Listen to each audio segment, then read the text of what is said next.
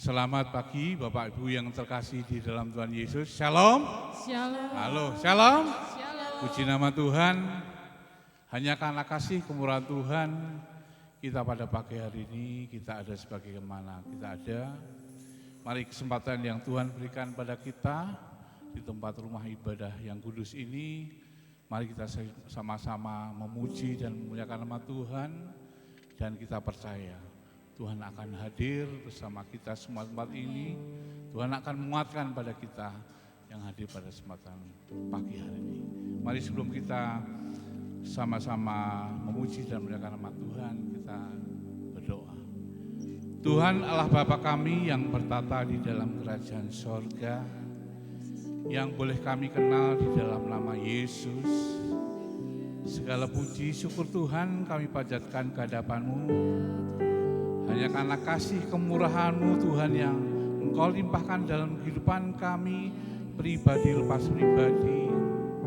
Sehingga kami ada tempat ini Tuhan, dan kami rindu bersyukur pada-Mu Tuhan. Karena hari demi hari, jam demi jam, Engkau telah pelihara kami Tuhan. Engkau telah berkati kami dengan kekuatan, kesadaran dan keberadaan kami ya Bapa. Sehingga pada pagi hari Tuhan, kami rindu Tuhan untuk menyembah Engkau, memuliakan Engkau. Terima kasih Tuhan. Terima kasih Roh Kudus. Mari saudara, kita siapkan hati kita bersama-sama menyembah Yesus.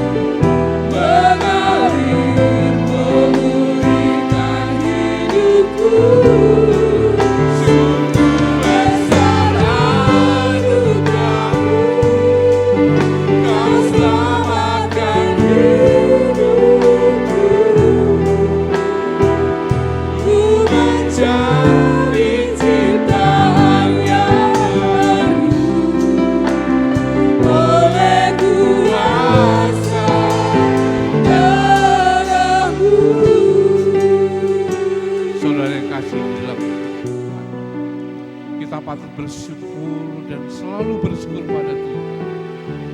Di mana kita punya Allah yang luar biasa, rela berkorban di kayu salib, darahnya terkucur untuk membebaskan kita, untuk menyelamatkan kita, untuk mengeluarkan kita dari belenggu-belenggu yang ada di dunia ini. Maka itu saudara dan kasih, apa yang perlu kita lakukan dalam kehidupan kita, saudara? Kita harus selalu mengasihi Dia. Kita harus selalu menjunjung tinggi akan kasih kemurahan yang Tuhan berikan dalam kehidupan kita. Karena kita sadari bahwa kita sampai saat ini ada sebagaimana kita ada, bukan karena kekuatan kita, bukan karena kemampuan kita, tapi hanya karena kasih Tuhan yang begitu luar biasa. Sehingga pada saat ini kita sadar, mari kita lebih lagi memuji dan menyembah Dia. Kita sambut bangkit berdiri, kita pujikan pujian ini dengan penuh dari hati, dasar hati kita. Saat ku masuk ke hadirat-Mu, bawa persembahan ke tempat kudus-Mu, ku siap tunaikan sembahku berikan bagimu Allah yang mulia. Kau layakkan menghampirimu, melihat tata kemuliaan-Mu Tuhan.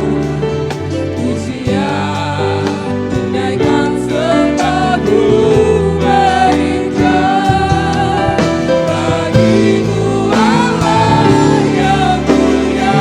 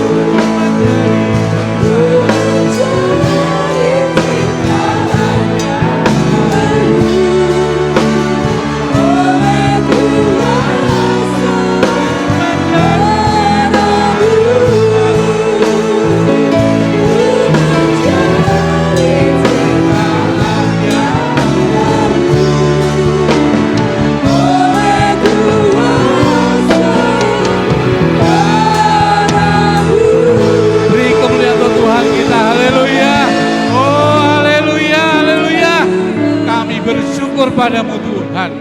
Hanya karena kebaikan-Mu Tuhan, hanya pengorbanan-Mu Tuhan, sehingga kami diselamatkan, kami ditebus oleh dosa-dosa yang telah membelenggu kami ya Tuhan. Maka itu Tuhan Yesus, kami pada pagi hari ini rindu lebih lagi bersyukur padamu Tuhan, lebih lagi memuji nama-Mu Tuhan.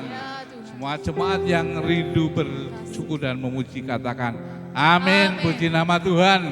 Haleluya. Selamat datang pada perwira-perwira, calon perwira yang hadir. Kita sebagai anak Tuhan, kita tunjukkan bahwa kita anak Allah yang luar biasa. Haleluya. Mari kita pujikan. Yesus adalah Allah yang luar biasa. Amin.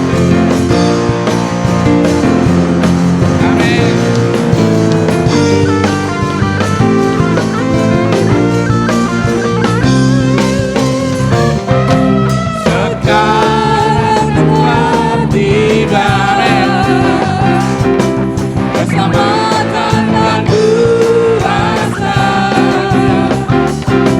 dan pemerintahan Allah kita, kuasa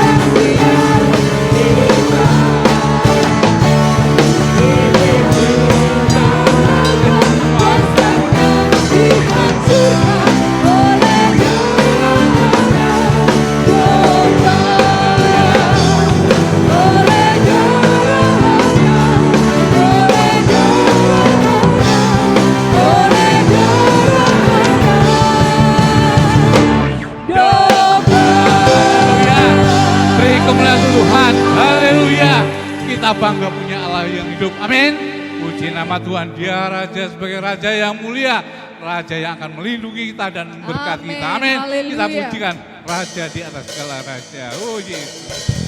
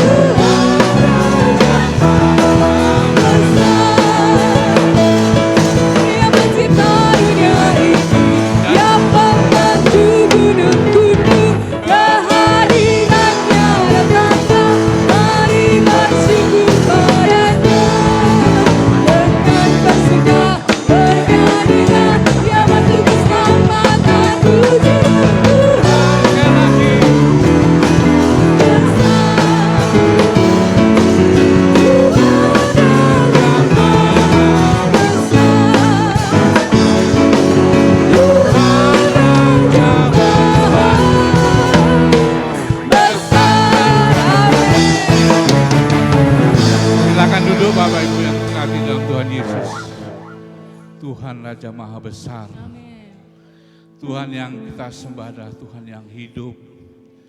Dia rela berkorban di kayu salib untuk membebaskan kita dari segala belenggu dosa.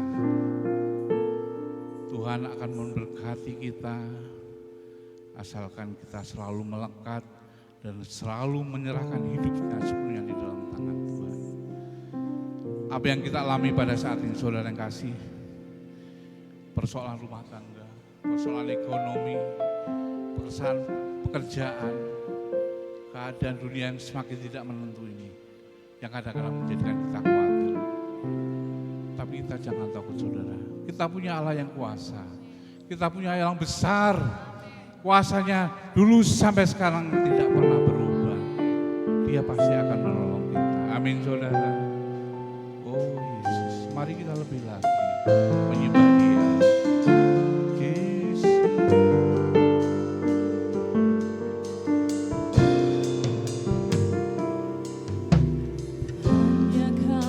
Tuhan di hidupku.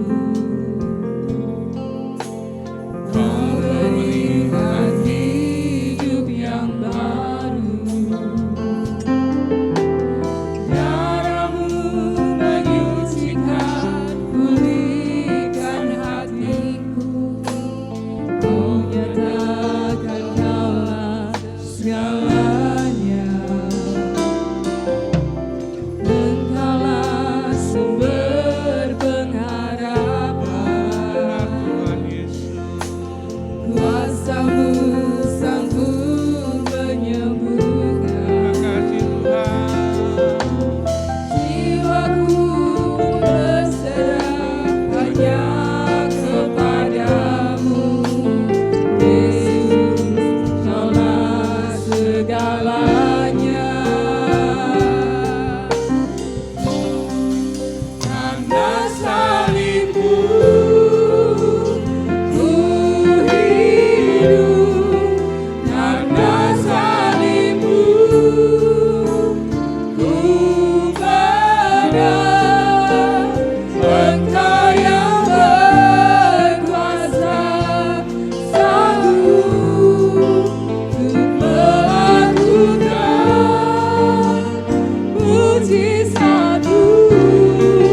Karena salibmu ku hidup, karena salibmu ku menang.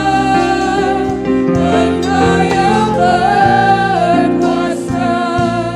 sanggup untuk melakukan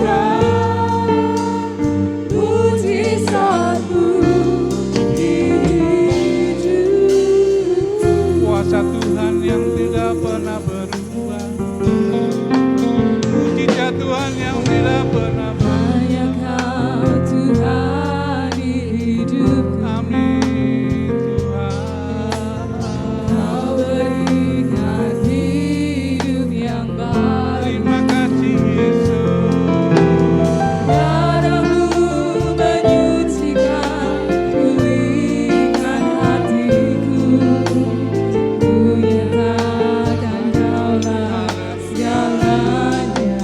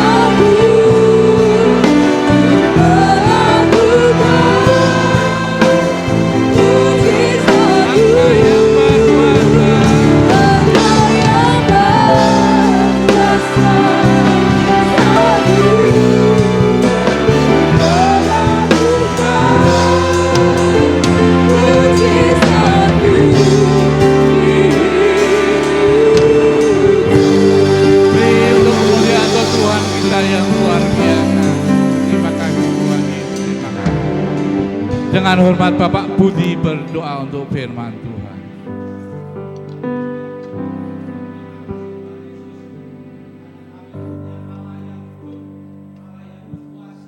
Terima kasih Tuhan, karena salib-Mu Tuhan, Engkau telah menyelamatkan kami. Karena salib-Mu Tuhan, Engkau membuat kami hidup Tuhan. Bahkan karena salib-Mu Tuhan, Kau akan memberi kemenangan buat kami Tuhan. Apapun yang terjadi di dalam kehidupan kami Tuhan, Engkau akan memberi kemenangan. Dan mujizat-Mu itu pasti terjadi di dalam setiap kehidupan kami Tuhan. Persoalan apapun Tuhan yang anak-anak-Mu alami pada saat ini Tuhan. Kami meyakini, kami percaya pada pagi hari ini Tuhan, bahwa salib-Mu Tuhan segalanya Tuhan. Salib-Mu akan memberi kemenangan, memberi kehidupan di dalam hidup kami Tuhan. Terima kasih Tuhan kalau pada pagi hari ini Kau beri kesempatan untuk Kau taburi hati kami dan pikiran kami Tuhan dengan firman-Mu. Kami persiapkan hati dan pikiran kami.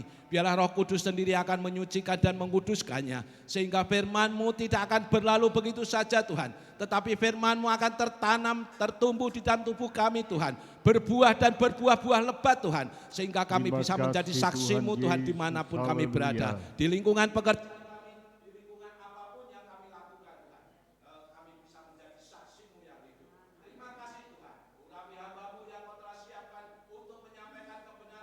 terima kasih, haleluya.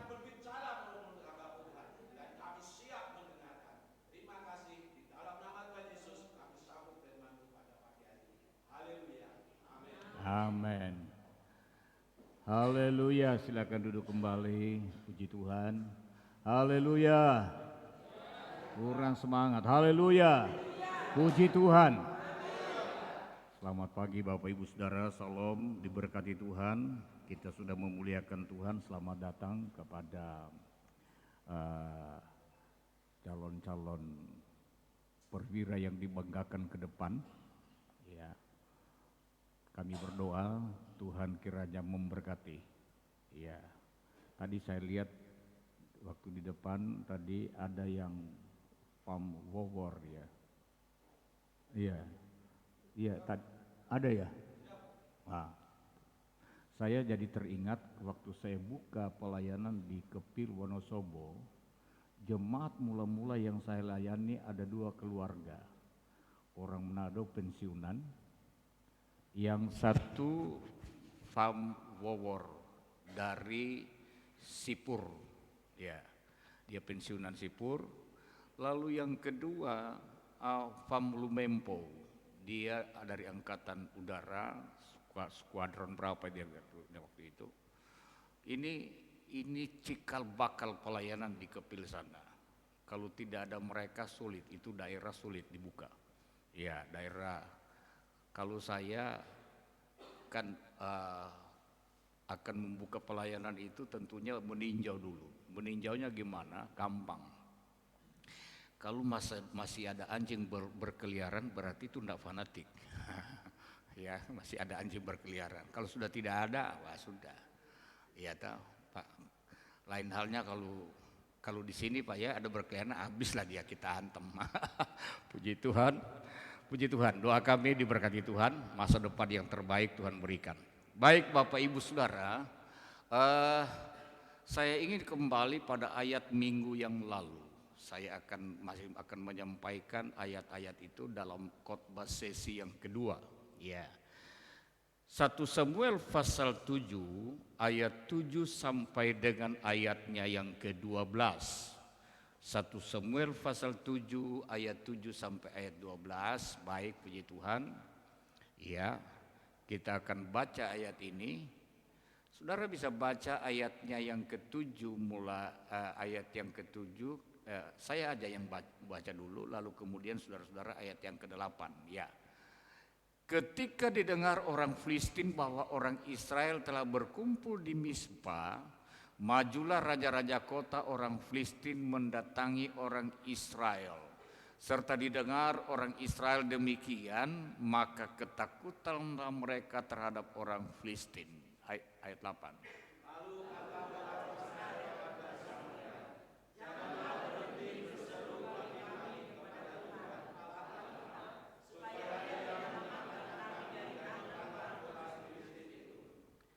Ayat 9. Sesudah itu Samuel mengambil seekor anak domba yang menyusu, lalu mempersembahkan seluruhnya kepada Tuhan sebagai korban bakaran.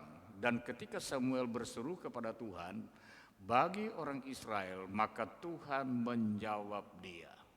Ayat 10.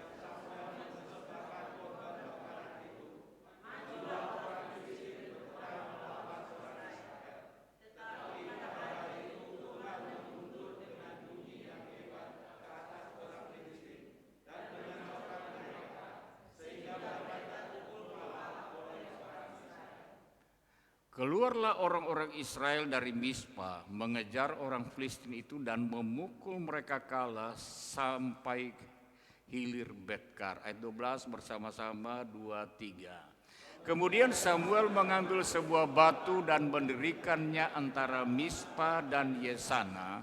Ia menamainya Ebenezer, katanya, sampai di sini Tuhan menolong kita. Terima kasih, silakan duduk kembali, Tuhan memberkati. Puji Tuhan.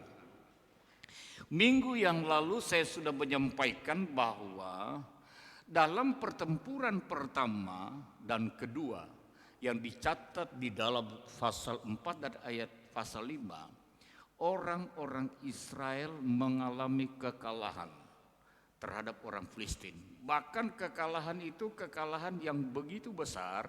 Pertempuran pertama orang Israel terbunuh 4.000 orang. Pertempuran kedua terbunuh 3.000 orang. Ya. Dan saya waktu minggu yang lalu berkata, sebenarnya orang Israel kalah itu sesuatu hal yang aneh. Kenapa saya katakan aneh?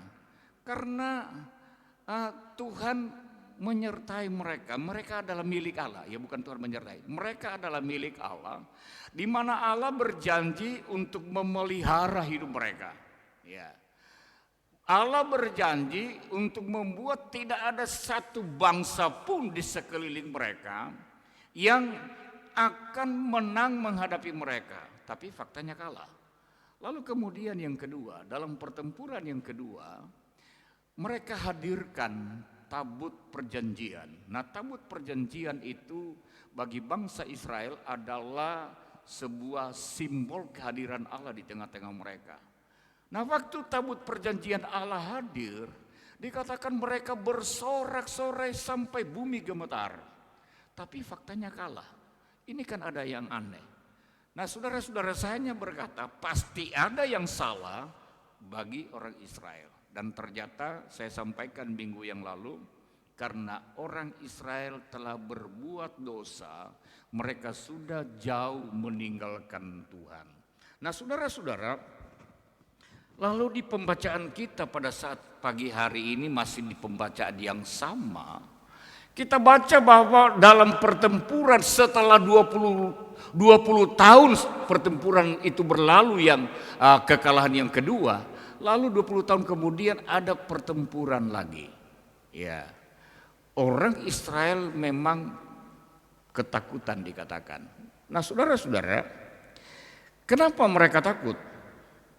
Hadirnya orang Filistin di dalam ayat yang ke-7 itu membuat bangsa Israel ketakutan terhadap orang-orang Filistin. Memang tidak disebutkan di sini berapa jumlah orang Filistin yang hadir mengepung orang Israel di Mispa. Hanya dikatakan di sana bahwa majulah raja-raja kota orang Filistin. Nah, sistem pemerintahan di daerah itu pada zaman Alkitab ini, setiap kota itu ada rajanya. Dan ada 5 kota yang tergabung dalam rumpun Filistin. 5 kota itu adalah Asdod, Gad, Gaza, Askelon, Ekron. Ya. 5 kota ini berkumpul, artinya ketika 5 kota ini dihimpun menjadi satu, maka akan berkumpul jumlah yang besar. Yang kedua, orang Filistin ini adalah bangsa perang yang terlatih. Ya. Bangsa yang perang yang terlatih. Saudara ingat tentunya cerita tentang Goliat dan Daud. Ya. Goliat ini orang yang sudah terlatih perang dari kecil. Karena memang mereka bangsa perang. Lain dengan bangsa Israel. Bangsa Israel bukan bangsa perang, mereka adalah bangsa penggembala. Ya. Mereka tidak diajar berperang. Tetapi luar biasanya sejak mereka keluar dari Mesir, mereka selalu alami kemenangan dalam setiap pertempuran. Apa sebabnya? Allah ada bersama-sama dengan mereka. Tetapi saudara-saudara, mereka alami kekalahan. Dan sekarang pertempuran yang ketiga mereka dikatakan ketakutan. Dan saya yakin sebenarnya bukan karena jumlah tentara yang besar yang datang mengepung mereka yang membuat mereka takut. Kalau mereka sadar mereka sebagai anak Tuhan, sebagai orang pilihan Allah. Tetapi yang membuat mereka ketakutan adalah trauma kekalahan di masa lampau. Ya. Sekali lagi adalah trauma kekalahan yang mereka alami di masa lampau. Saudara-saudara, kadang-kadang kita pun mengalami hal yang sama. Kita takut untuk bergerak, tidak berani untuk melangkah bukan karena tantangan yang kita hadapi, tetapi karena kita trauma dengan peristiwa kegagalan masa lampau. Nah, kalau kita selalu dihantui dengan masa lampau yang gagal, kita tidak akan pernah berhasil. Ya, kita tidak akan pernah berhasil. Orang-orang sukses, orang-orang besar, orang-orang yang mencatatkan dirinya namanya dalam sejarah, bukan orang-orang yang tidak pernah gagal, tapi mereka adalah orang-orang yang tidak pernah patah semangat walaupun pernah gagal. Dan itu harus jadi jiwa kita sebagai anak Tuhan. Dalam berusaha saudara boleh gagal, tapi jangan patah semangat. Yakin Tuhan pasti menolong. Amin. Horas, Pak. Haleluya. Ya. Kita percaya itu. Harus kita yakin itu karena Tuhan bersama dengan kita. Immanuel bukan sekedar slogan, tetapi sebuah pernyataan Allah sendiri. Immanuel, Allah bersama dengan kita. Nah, saudara-saudara, satu saat murid Tuhan pun pernah merasa khawatir akan masa lampau. Yohanes pasalnya yang ke-11 ayat 7 sampai dengan ayat 9. Coba tolong dibuka Yohanes pasal 11 ayat 7 sampai dengan ayat 9. Tetapi sesudah itu ia berkata kepada murid-muridnya, Yesus berkata kepada murid-muridnya, mari kita kembali ke Yudea. Artinya Tuhan ingin untuk mengadakan pelayanan kembali di Yudea. Ayat 9. Jawab Yesus, belum, ayat 8. Nah, murid-murid itu berkata kepadanya, Rabi, baru-baru ini orang Yahudi hendak melempari engkau, masih maukah engkau kembali ke sana? Tuhan, kemarin loh orang Yahudi itu mau lempar Rabi, kok sekarang mau balik ke sana? Apa enggak takut? Ya. Lalu apa jawab Tuhan? Ayat 10.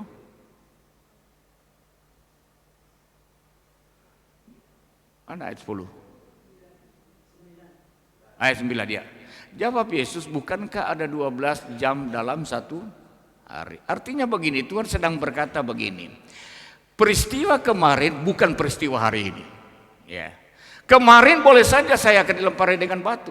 Tapi hari ini jangan peristiwa kemarin menghantui kita untuk tidak berani melangkah.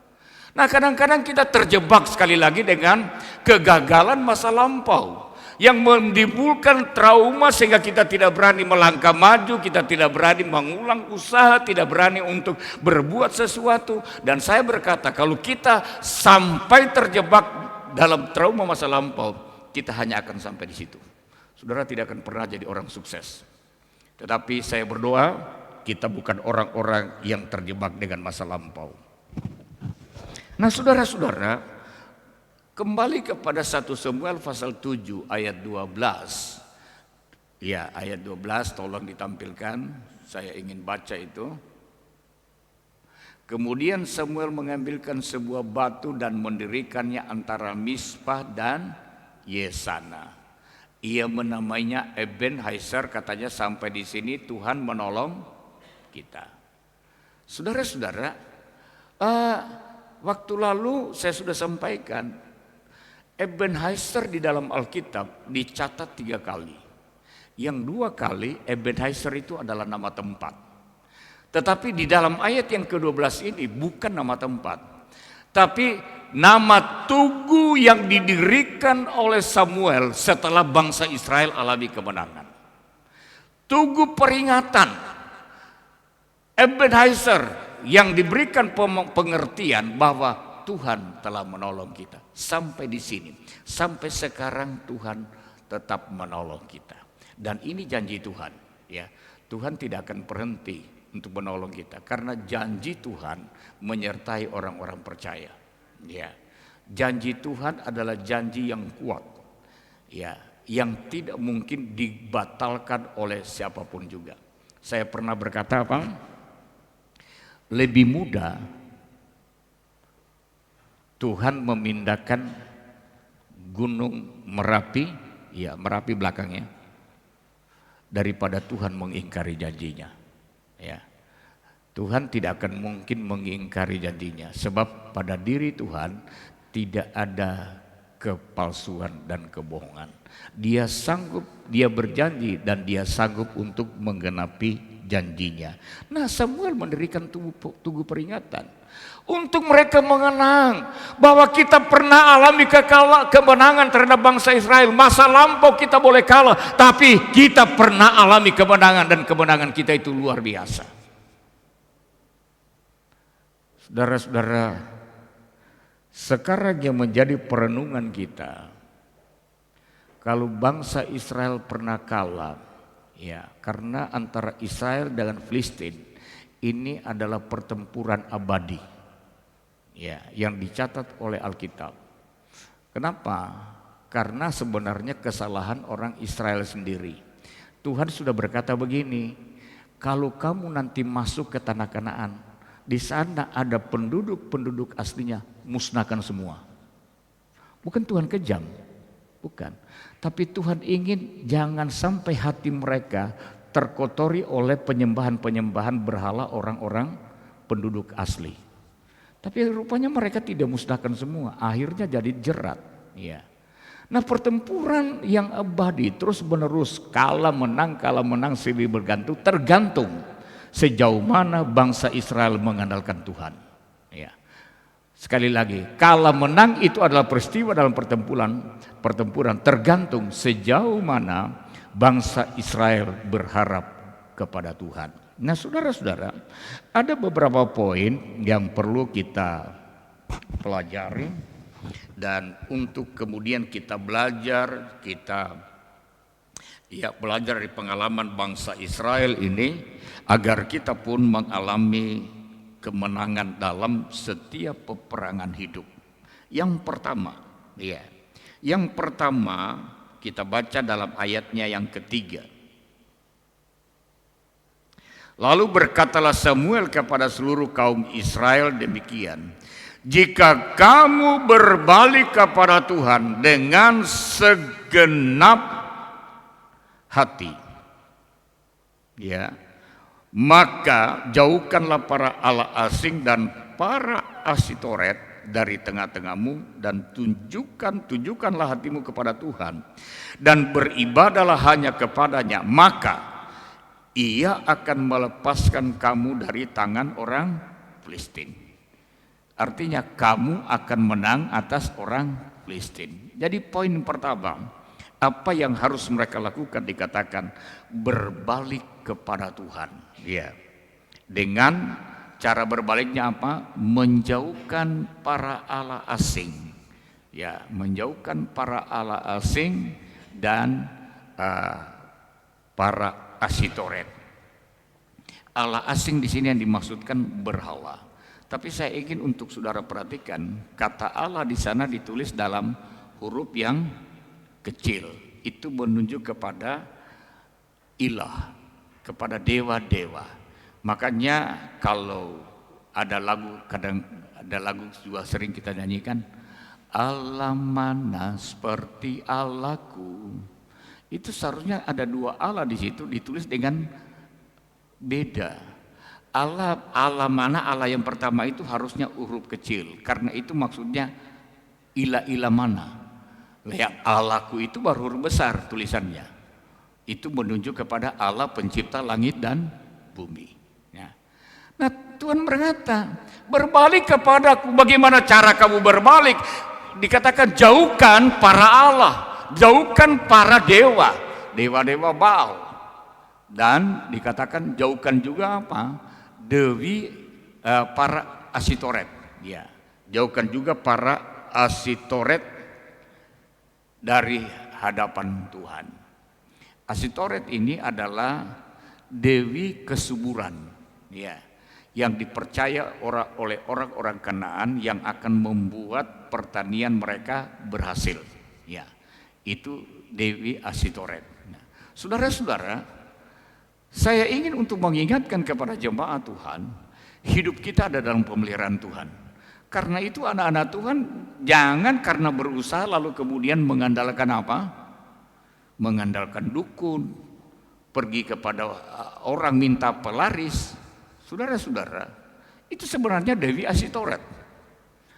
Dengan melakukan hal seperti ini, artinya kita tidak mempercayai bahwa Allah memberkati kita. Ya. Nah, dan Tuhan tidak mau itu.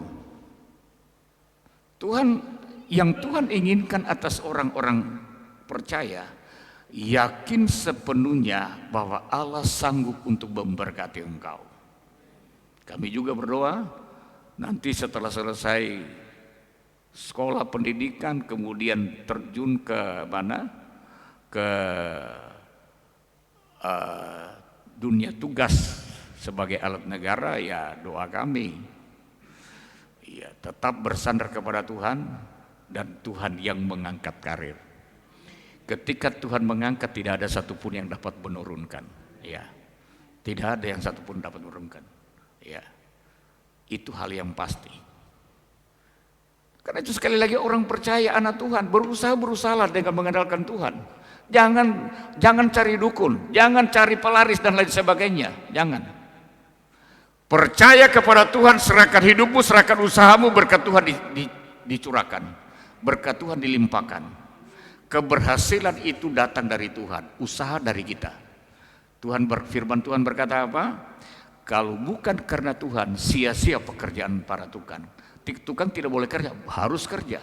Tapi kalau Tuhan tidak campur tangan, tidak akan ada hasilnya. Kita boleh berusaha, harus berusaha. Tuhan yang membuat kita berhasil. Nah, puji Tuhan, saudara-saudara. Jadi ini yang pertama. Nah, kenapa Tuhan suruh mereka menjauhkan ini? Ya. Karena jauh-jauh sebelumnya Tuhan sudah mengingatkan mereka untuk jangan mereka menyembah Allah asing. Keluaran pasal 34 ayat 11 sampai dengan ayat 14. Keluaran 34 ayat 11 sampai dengan ayat 14. Tetapi engkau berpeganglah pada yang kuperintahkan kepadamu pada hari ini, firman yang kusampaikan. Itu kata Tuhan. Lihat, aku menghalau dari depanmu orang Amori. Ini penduduk tanah Kanaan ya. Orang Kanaan, orang Het, orang Feris, orang Hewi, dan orang Yebus. Ayat 12. Berawas-awaslah jangan kau adakan perjanjian dengan penduduk negeri yang kau datangi itu, supaya jangan mereka menjadi jerat bagimu di tengah-tengahmu. Ya, maksudnya jerat ini mereka tergoda untuk menyembah berhala penduduk asli tanah Kanaan. Ayat 13. Sebaliknya, mesbah mereka haruslah apa? Kamu robohkan. Tugu-tugu berhala mereka kamu remukan. Dan tiang-tiang berhala mereka kamu tebang. Ya. Artinya apa? Dimusnahkan. Jangan sampai menjadi jerat mengkontaminasikan penyembahan bangsa Israel yang kepada Tuhan. Ya. Mereka betul-betul harus membersihkan lingkungan supaya mereka tidak terjerat dan mereka fokus kepada Tuhan. Artinya apa? Sekali lagi, jauh-jauh hari Tuhan sudah berikan ini. Tapi ternyata ketika mereka sudah ada sebagai bangsa di tanah Israel, mereka sudah memiliki tanah perjanjian, mereka masih justru dikatakan terjebak kepada ala-ala asing, dewa Baal. Kita tahu di zamannya Raja Ahab, 8 400 nabi Baal dan 450 nabi-nabi hutan. Ya, saking banyaknya itu penyembahan berhala. Itu yang terjadi. Artinya yang terjadi sekarang beda dengan apa yang Tuhan kehendaki. Itu sebabnya mereka kalah. Ya. Nah, karena itu Tuhan berkata, kalau kamu mau menang, jauhkan Allah asing, jauhkan para berhala. Nah, kadang sekarang ini mungkin kita tidak menyembah patung. Di rumah kita tidak ada patung. Tetapi saudara-saudara, barangkali ada berhala-berhala yang ada hal-hal yang kita jadikan berhala dalam hidup kita. Apa yang kadang-kadang kita jadikan berhala? Ketika kita mulai menempatkan Tuhan pada urutan yang kedua, ketiga, dan seterusnya, ini berarti ada yang menempati urutan pertama yang menjadi berhala kita. Ya. Waktu bangun pagi saudara tidak baca Alkitab dulu, yang saudara baca adalah WA-nya dulu apa semuanya. Ya, buka HP-nya dulu saudara yang kasih. Buka HP boleh, tapi yang dibuka baca Alkitabnya ya. Ya. Supaya HP-nya tidak jadi berhala. Ya. Kalau jadi berhala nanti malah repot. Ya, jangan jadi berhala. Artinya apa saudara-saudara? Allah ingin untuk dia ditempatkan pada tempat yang paling utama untuk dihormati, dikasihi, dicintai. Apakah kita tidak boleh untuk mencintai keluarga? Oh, harus. Apakah kita tidak boleh mencintai berkat-berkat yang Tuhan berikan kepada kita? Oh, harus. Karena kita harus menghargai berkat yang Tuhan percayakan kepada kita. Berapa hari lalu saya belanja, lalu Siska bilang begini, Om, uang baru ini kok kayak mainan ya. Saya bilang iya, coba lihat ini uang 2000 kayak uang. Tapi saya lihat gambarnya, warna-warnanya mirip-mirip uang Malaysia. Cuma saya bilang begini kepada Siska, Siska, kamu tahu enggak, waktu Om beli makanan di pesawat, uang yang kita terima kembaliannya itu mulus. Ya, uang ringgit itu mulus. Lalu saya bilang ke istri saya, "Mah, ini duit yang mulus ini kalau sampai ke tangan orang Indonesia jadi kusam." Karena apa? Orang Indonesia kalau pegang duit dikucek-kucek, saudara, yang kasih. Ya, orang Malaysia itu uangnya mulus. Apalagi tentunya dolar ya, yang biasa ke luar negeri tahu itu dia. Bagaimana mereka menghargai. Nah, kita itu kadang-kadang tidak menghargai pemberian Tuhan. Itu sebabnya saya katakan, apakah boleh kita menghargai kekayaan, mencintai kekayaan yang Tuhan berikan? Harus, saya bilang, sebagai tanda kita menghargai pemberian Allah. Tetapi yang Allah mau, jangan itu yang menjadi pusat perhatian kita, jangan itu yang menjadi sentral yang kita kasihi. Kasihi Tuhan di atas segala-galanya. Yohanes pasal 21 mencatat percakapan di tepi danau Tiberias. Tuhan berkata kepada Petrus begini, Petrus, apakah engkau mengasihi aku lebih daripada murid-murid yang lain? Perhatikan kata-kata Yesus. Tuhan tidak berkata, kasihi aku dan jangan kasih murid-murid yang lain. Tidak. Apakah engkau mengasihi aku lebih daripada murid-murid yang lain? Artinya Tuhan sedang berkata kepada Petrus, teman-temanmu murid yang lain kasihi. Ya. Kita ini makhluk sosial. Tuhan memang takdirkan kita untuk hidup dalam kebersamaan. Nah, karena itu kita kasih sesama, kita bangun hubungan yang baik dengan sesama. Tetapi Tuhan berkata, aku terlebih dahulu yang harus dikasihi lebih daripada teman-teman. Jadi saudara-saudara, pusat yang terutama yang kita kasih adalah Tuhan. Ya. Kemudian kalau kita perhatikan di dalam ayat yang ketiga tadi dikatakan apa? Berbaliklah kepada Tuhan. Pada waktu mereka menyembah berhala, ini artinya mereka sudah jauh dari Tuhan. Mereka sudah tinggalkan Tuhan. Nah karena itu Tuhan berkata berbalik dengan cara buang para berhala. Kembali kepada Allah. Nah saudara-saudara, sekali lagi saya mau ingatkan, jangan sampai kita masih ke gereja, tapi sesungguhnya kita sudah meninggalkan Tuhan. Karena kita tidak mengasihi Tuhan di atas segala-galanya. Ya. Jangan sampai kita memang ya tetap aktif sebagai jemaat, tetapi kita sebenarnya sudah meninggalkan Tuhan karena kita tidak mencintai Tuhan semestinya seperti yang Tuhan mau kita mencintai Dia. Mencintai Tuhan di atas segala-galanya. Lalu kemudian poin yang kedua. Poin yang kedua ayat yang ke-6. Setelah berkumpul di Mispa, mereka menimba air dan mencurahkan di hadapan Tuhan. Mereka juga berpuasa pada hari itu dan berkata di sana, kami telah berdosa kepada Tuhan. Dan Samuel menghakimi orang Israel di Mispa.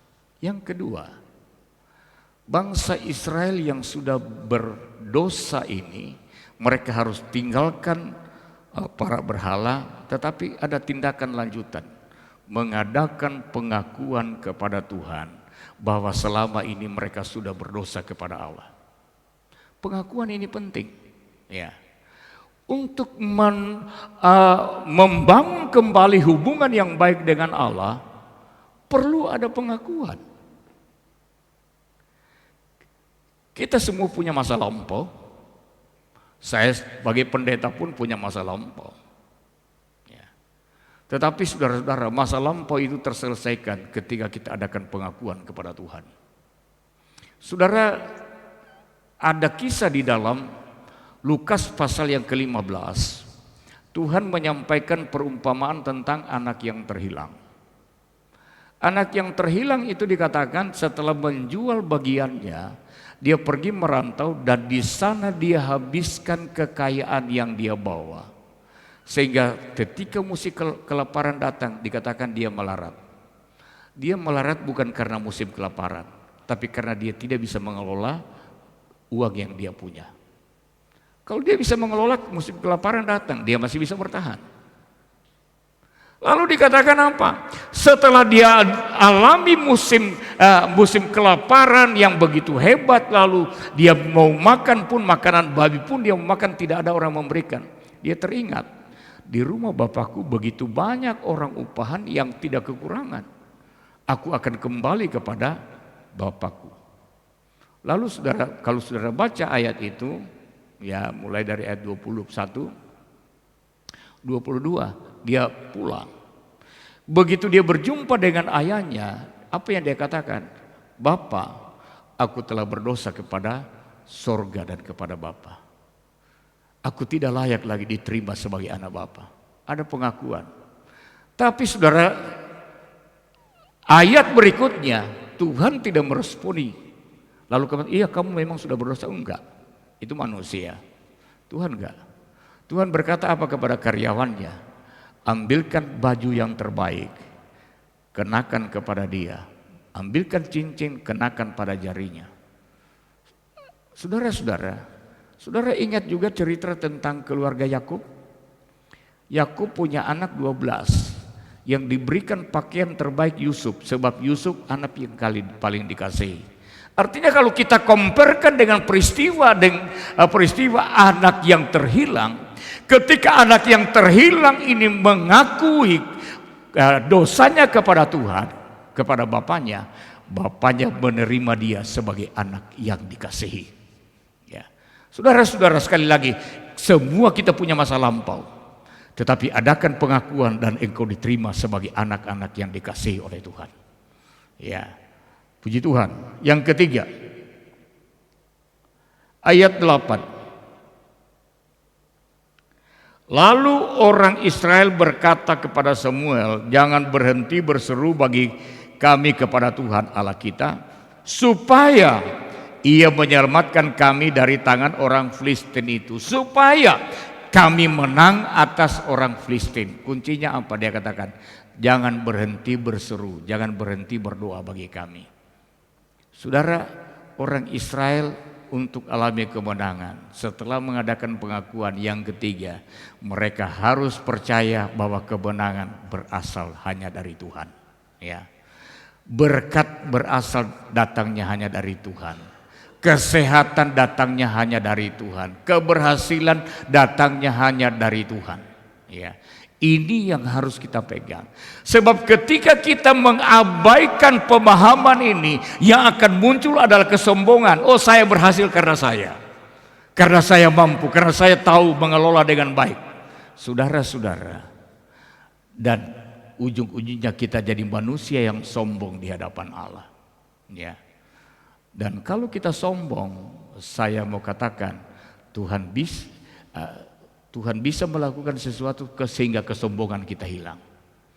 Nah, jangan sampai kita alami hal-hal yang seperti begitu. Kita tidak perlu untuk mengalami pendisiplinan Allah karena Dia mengasihi kita. Ya, saya selalu beranggapan bahwa ketika sesuatu yang terjadi dalam hidup saya tidak perlu menyalahkan siapa-siapa, tetapi yang perlu adalah koreksi. Apa saya di hadapan Tuhan ya? Ada hal apa yang Tuhan tidak mau saya lakukan? Begitu. Ya. Nah, ketika kita mulai membangun kesombongan, ini Tuhan gak suka loh. Firman Tuhan berkata apa? Tuhan menentang orang yang congkak. Jadi kalau waktu kita sombong, Tuhan itu jadi lawan, bukan Tuhan yang mengasihi kita. Nah, karena itu jangan. Kita harus tetap dalam kerendahan hati. Dan bagaimana caranya kita ada di dalam kerendahan hati? Selalu menganggap bahwa sumber berkat, sumber keberhasilan itu datangnya dari Tuhan. Yang terakhir, poin yang terakhir, ayat 10 dan ayat 11. Sedang Samuel mempersembahkan korban bakaran itu, majulah orang Filistin berperang melawan orang Israel. Tapi pada hari itu Tuhan mengguntur dengan bunyi yang hebat ke atas orang Israel dan mengacaukan mereka sehingga mereka terpukul kalah. Perhatikan, dalam ayat yang ke-10 dikatakan bangsa Israel terpukul kalah. Siapa yang mengalahkan mereka? Halo, siapa yang mengalahkan mereka sini? Tuhan. Tuhan dikatakan mengguntur dan mengacaukan mereka. Tuhan. Ayat 10. Ayat 11 ya. Keluarlah orang Israel dari Mispa mengejar orang Filistin itu dan memukul mereka kalah sampai hilir Bet-kar. Siapa yang mengalahkan mereka? Filistin sini. Bangsa Israel. Saya mau berkata begini, bahwa dalam setiap pergumulan peperangan hidup percaya bahwa Tuhan sudah memulai terlebih dahulu kemenangan bagi saudara. Tetapi bukan berarti kita berdiam diri, ambil bagian kita untuk raih kemenangan sempurna. Ya. Kita bekerja sama, ya Tuhan melakukan. Ya. Kita tidak bisa berkata begini, Tuhan berkati usaha saya, tapi saudara berpangku tangan. Itu namanya angan-angan Simeon. Ya. Kita tidak hanya berkata, Tuhan angkat karir saya, tetapi kita tidak pernah berusaha untuk menjadi lebih baik. Jadi ada bagian Tuhan, Tuhan pasti kerjakan, tapi ada bagian kita sebagai tanggung jawab untuk kita kerjakan. Dan kita akan lihat berkat Allah dinyatakan luar biasa bagi kita dan semuanya hanya untuk hormat dan kemuliaan nama Tuhan. Puji Tuhan, kita siapkan hati kita untuk menerima perjamuan kudus pada saat pagi hari ini. Kita nyanyikan salibnya, salibnya selama mulia.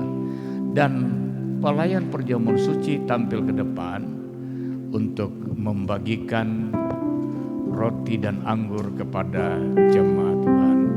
Salibnya, salibnya selamanya mulia.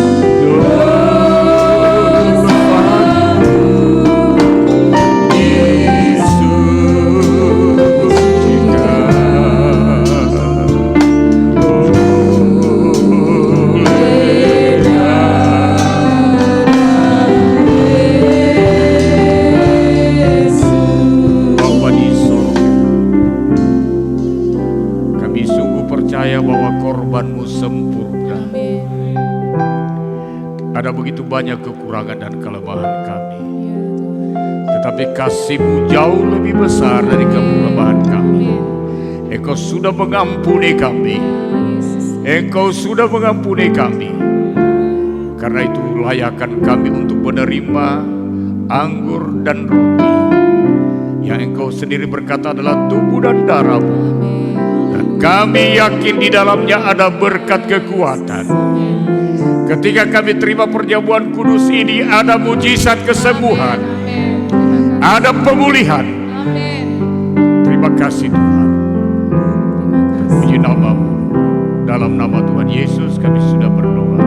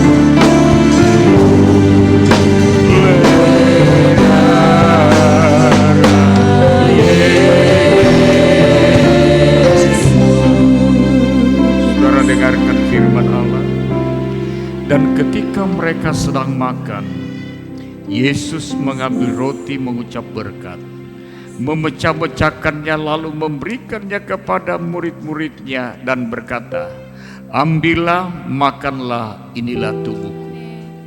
Saudara yang dikasihi Tuhan, bukankah roti yang kita tinggikan Tuhan Yesus berkata adalah tubuhnya sendiri yang dipecah-pecahkan karena kita. Di dalam tubuhnya kita akan menerima kekuatan yang baru.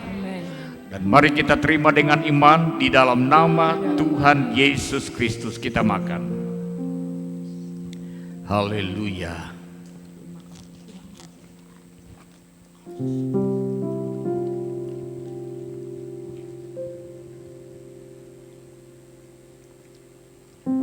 Terima kasih Tuhan. Terima kasih buat korban-Mu.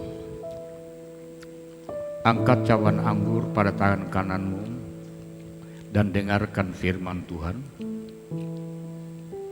Sesudah itu ia mengambil cawan, mengucap syukur lalu memberikannya kepada mereka dan berkata, minumlah kamu semua dari cawan ini, sebab inilah darahku, darah perjanjian yang ditumpahkan bagi banyak orang untuk pengampunan dosa. Saudara yang dikasihi dan diberkati Tuhan, bukankah cawan anggur yang kita tinggikan pagi ini, firman Tuhan berkata adalah darahnya sendiri, darah perjanjian yang telah ditumpahkan, dan olehnya kita memperoleh pengampunan, dan bilur-bilurnya kita disembuhkan. Mari kita terima dengan iman di dalam nama Tuhan Yesus Kristus kita minum. Haleluya, ucapkan syukur kepada Tuhan. Haleluya, terima kasih Tuhan. Terima kasih buat korban-Mu. Haleluya, haleluya. Kami percaya pagi hari ini lewat perjamuan yang kudus kami terima pemulihan, kami terima mujizat, kami terima kekuatan yang baru untuk dapat menjalani hidup ini. Kami berkemenangan di dalam Tuhan. Doa hamba-Mu berkati umat-umat-Mu sepanjang minggu ini. Pelihara mereka keluar masuk pintu rumah.